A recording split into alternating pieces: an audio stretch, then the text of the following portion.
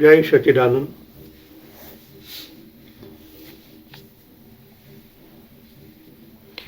पुण्य का अहंकार सबसे बड़ा है। इस वाक्य पर गहराई से चिंतन करने जैसा है, क्योंकि ये हमारे साथ बहुत गहराई से जुड़ा हुआ है, पुण्य और अहंकार दोनों। और यहाँ तो कहा गया पुण्य का अहंकार सबसे बड़ा है। हमारे अंतःकरण में जैसे पुण्य शब्द आता है, क्या भाव प्रकट होता है? मैं कुछ करूँगा, मेरे को पुण्य मिलेगा। कुछ भी कार्यवाही करते हैं पुण्य के बाबत में, तो आपके अंदर अहंकार खड़ा होता है। हमें मिला है वारस में। लोग कहते हैं, बातें करते हैं, भाई इन भिखारी को खाना खिला दो। शब्द यही है, मगर उनके पीछे का भाव क्या है? मैं उनको खाना खिलाऊंगा तो मेरे को पुण्य मिलेगा। अहंकार बढ़ जाता है, छोटा है। किसी को 1 रुपया दिया, कोई आदमी 1 रुपया किसी को वैसे वैसे नहीं दे सकता। उनके अंतःकरण में तुरंत प्रकट होगा ये पुण्य का काम है। किसी को हेल्प करना, किसी को खाना देना, भगवान के दरवाजा पेटी में 1 रुपया डालना, ये भी पुण्य है ना। हाँ, डालते ही हैं। दरवाजा पेटी रहती, उसका नाम भी लिखा है, दरवाजा पेटी, दान पेटी। ये दान शब्द आया।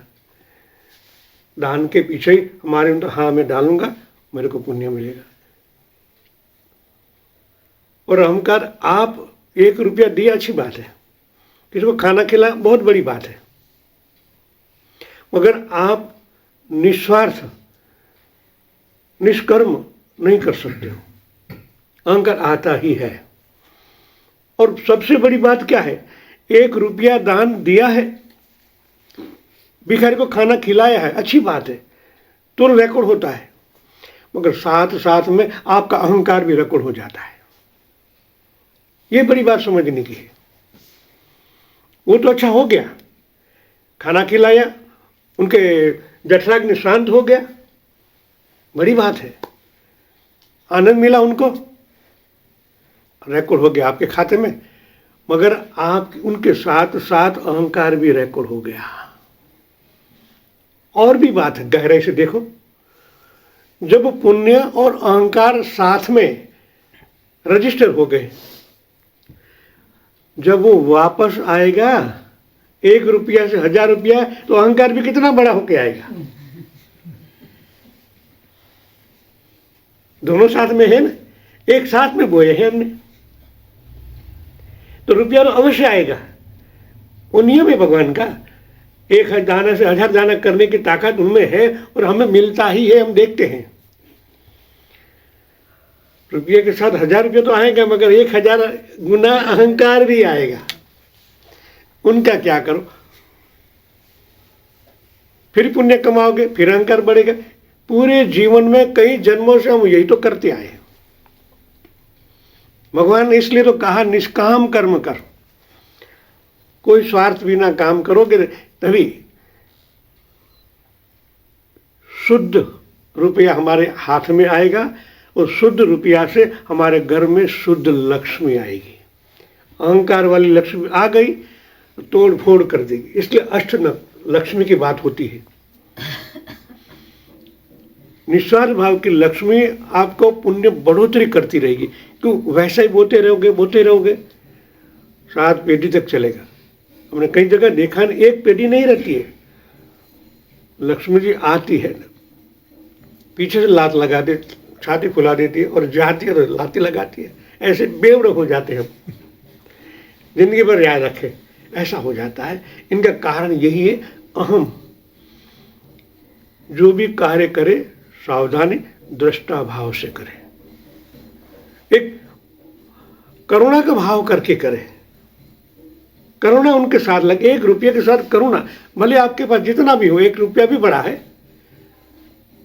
1000 रुपये को धनी लोग होते लाख रुपया दान देते, मगर हमारा 1 रुपया भी कब बढ़ेगा जब हम निस्वार्थ भाव करुणा के भाव से देंगे, प्रेम से भाव के देंगे, उनके अंदर भी भगवान है। भगवान ने मेरे को दिया है तो भगवान ने, मैं भगवान को ही दे रहा हूं।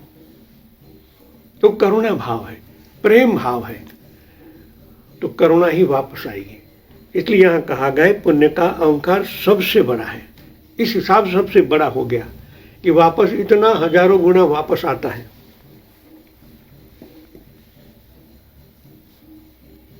पापियों से भी बड़ा अहंकार होता है पुण्य का, इस हिसाब से कहा गया। समझे, और इतना बड़ा पुण्य की परमात्मा बचाने के लिए आ जाते तो जिस अहंकार से अकर न हो गए होते। जिस की बात हुई तो उन्होंने एक थोड़ी देर के लिए ऐसा हो गया मन में कि भगवान क्यों ना आया, ये सब मेरे को सूली पर लटका रहे हैं। शब्द निकल गया, बाद में संभल गए, मगर एक बात जो निकल गया वो तो रिकॉर्ड हो ही जाता है, वरना किसी न किसी तरह वो बच जाते। जो निस्वार्थ भाव से सूली पर चढ़ते होते तो विद्रोह होता, वही उनको लटकना नहीं पड़ता।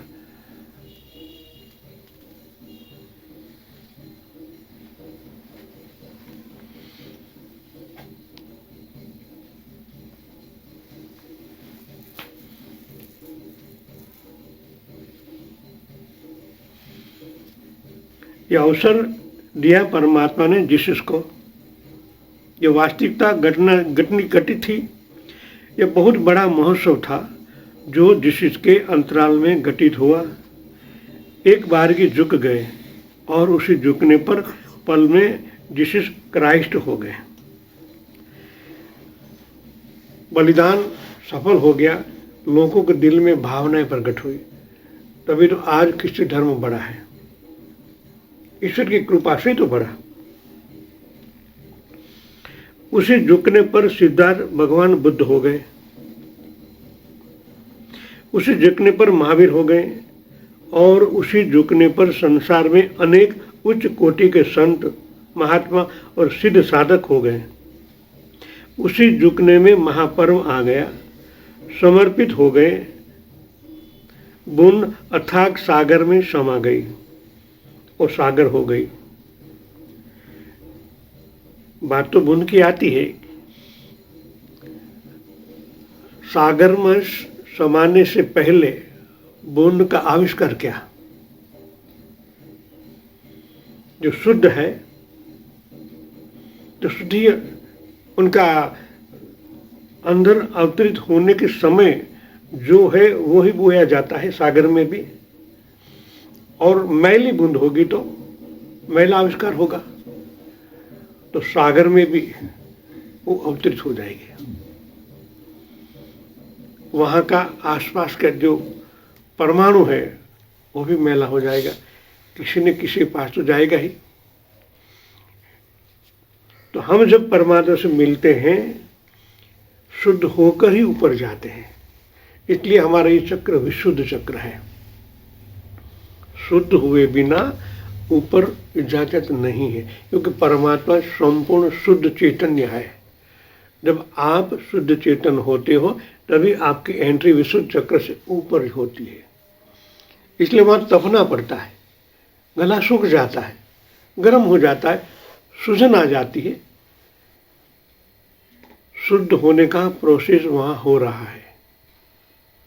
हम भी कुछ न कर पाते, क्योंकि आप मैले तो ऊपर जा नहीं सकते।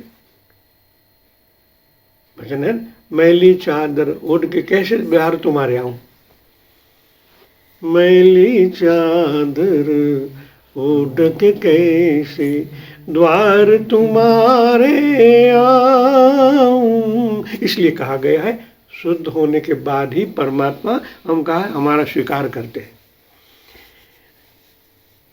तो जीवन में, साधना में, सत्संग में एकाग्रता से शब्द को हमारे अंतःकरण में उतारना है, और हमारा पहला अंतःकरण शुद्ध होने लगेगा, तभी धीरे धीरे भवसागर गैप पार करके विशुद्ध चक्र को आसानी से हम पार कर जाएंगे।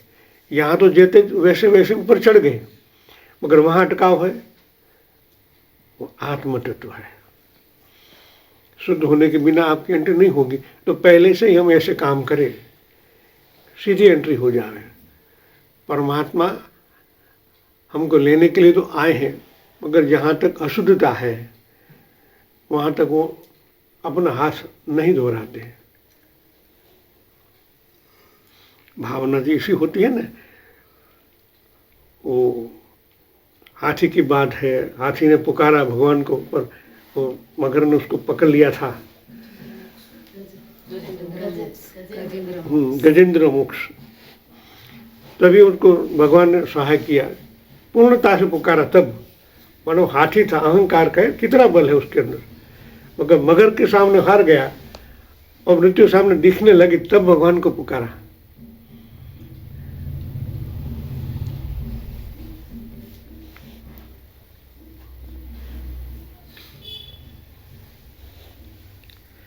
समझ लो, तुमको जो मृत्यु मालूम पड़ती है वह परमात्मा के लिए मृत्यु नहीं है, उससे बन जाती है कि मेरा बेटा मेरे घर वापस आ गया। हम समझते हैं, बाहर की दृष्टि होता है कि ये पंच तत्व हम शरीर छोड़ते हैं तो उनकी मृत्यु हो गई। वास्तव में वैसे ही होती है, पंच तत्वों का पुतला बिखर जाता है, मगर जो आत्म तत्व है वो परमात्मा के साथ ऊपर एक हो रहा है, तो वहाँ तो महोत्सव हो रहा है। और हमारे जैसे कई देवी देवता लोग हमारा सत्कार करने के लिए खड़े होते हैं। इसलिए जब आपको साक्षात्कार होता है तब अलग प्रकार की सुगंध फैलती है। सुगंध वो परमात्मा ने देवी देवताओं की होती है। इनके बाद परमात्मा कारण जगत में से आप ऊपर जाते हो तो वैसे ही सुगंध फैलने लगती है। ये आविष्कार देवी जगत के हमारे जैसे शरीरधारी नहीं है, सूक्ष्म है, तो सूक्ष्म आशीर्वाद देते हैं, तो महसूस होता है कि कुछ वातावरण चेंज हो गया, पवित्र हो गया। इनके बाद परमात्मा में एंट्री होती है, इसलिए वहाँ महोत्सव होता है। यहाँ रुदन होता है और वहाँ महोत्सव होता है। उनकी दृष्टि में न मृत्यु है और न तो जन्म है।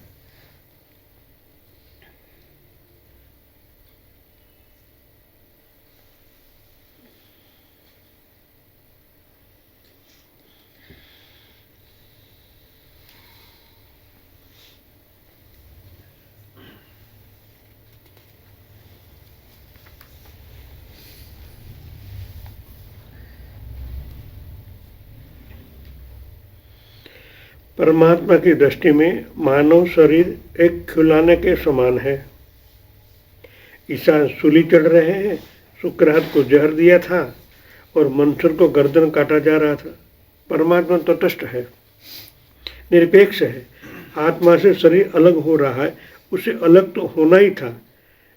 एक न एक दिन, आज ही न कल, शरीर कब तक बचाया जा सकता है? मरण धर्मी है शरीर। यदि तुम इस दृष्टि में विचार करो और चिंतन मनन करो कि तुमको लगेगा कि जिस शुक्रात और मनसूर जैसे महान प्रेम के साक्षात अवतारों ने अपने शरीर को छोड़ने का और अपने मरने का कितना सुंदर मार्ग चयन किया था, कितना सुंदर मार्ग अपनाया था, सचमुच कितना अमूल्य था, कितना महत्वपूर्ण था और कितना शाश्वत। साधारण लोग क्या समझेंगे उनकी मृत्यु को? योगी साधकगण ही समझ सकेंगे उनकी अकल्पनीय मृत्यु को। संसार के इतिहास में उन सब की मृत्यु अजर अमर हो गई। करोड़ों लोग मरते हैं, कोई याद नहीं रखता। मृत्यु भी ऐसी होनी चाहिए जो शाश्वत हो जाए। जनरल लोगों की मृत्यु होती है, इनकी फोटो लटकती है और लटकाते कहाँ? दक्षिण में। ईशान में कोई नहीं लटकाता, वहाँ पूजनीय भगवान है और उनको लटका है दक्षिण में। सब पूछने आते हैं हमारे पूजों में फोटो कहाँ लटका है? ज़्यादा लोग दक्षिण में लटकाते। दक्षिण क्या है? नेगेटिव। काम ऐसे होने के दैवी जगत में आविष्कार हुआ तो आपकी फोटो भी मंदिर में रखी जाएगी, पूजनीय होते हैं। अमर बन गए, शाश्वत बन गए। तो क्या करना है, कैसे करना है, इसलिए चिंतन मनन का विषय है। जय सच्चिदानंद।